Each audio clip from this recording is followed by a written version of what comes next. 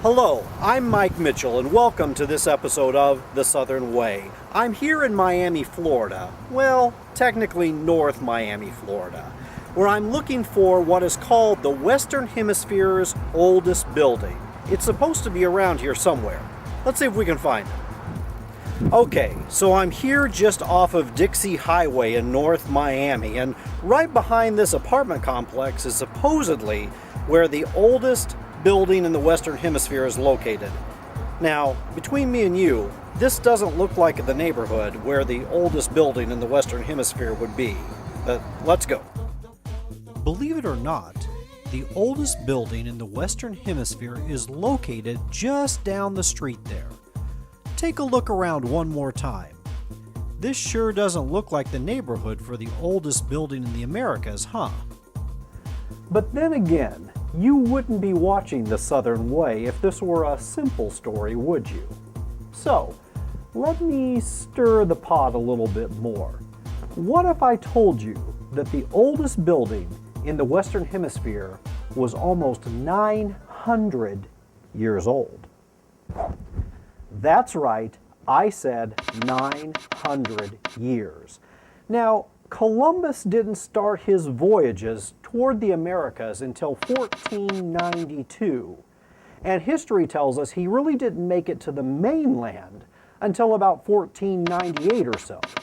We also know that the United States of America was founded in 1776. So, I know what you're thinking, Mike. None of those numbers add up to anywhere close to 900 years worth of history. I'd say you're right. So, technically, the oldest building in the Western Hemisphere didn't actually start in the Western Hemisphere. Stay with me. The oldest building in the Western Hemisphere was actually constructed first in Spain, Sacramania, Spain to be exact, somewhere around 1144. It was originally a monastery dedicated to the Blessed Mother and named the Monastery of Our Lady, Queen of Angels. And it basically stayed that way for hundreds of years. Fast forward to 1925. That's the year a rather wealthy guy named William Randolph Hearst decided to buy some of the buildings of the monastery. Now you remember Hearst, right? He was the inspiration for the classic movie Citizen Kane, which followed the rise and fall of a powerful newspaper publishing tycoon.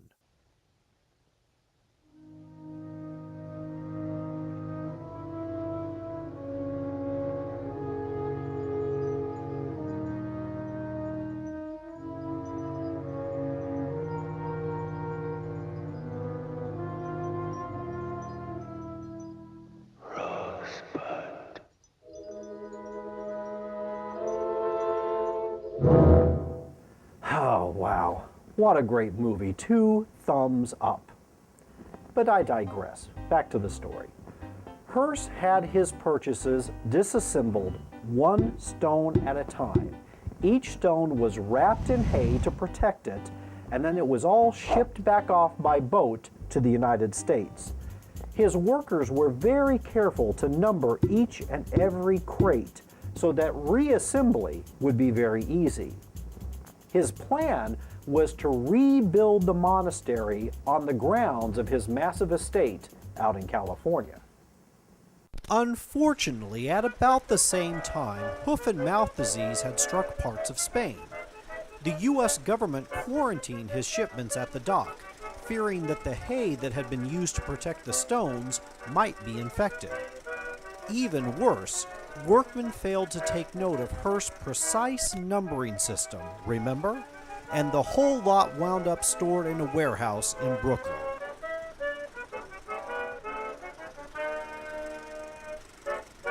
And if you've watched Citizen Kane, you know what happens next.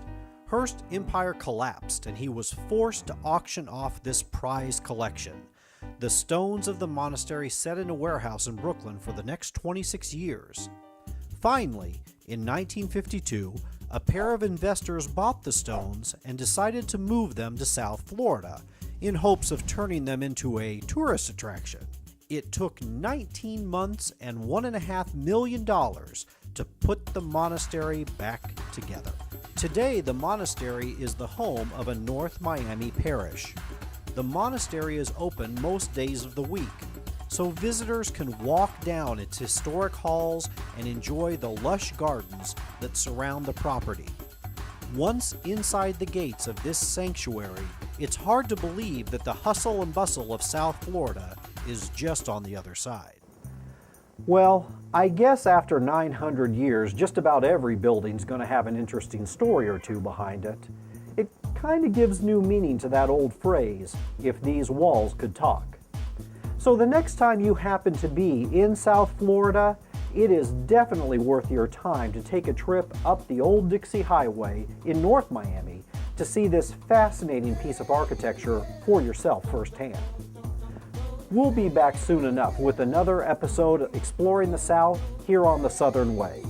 Until then, see you next time.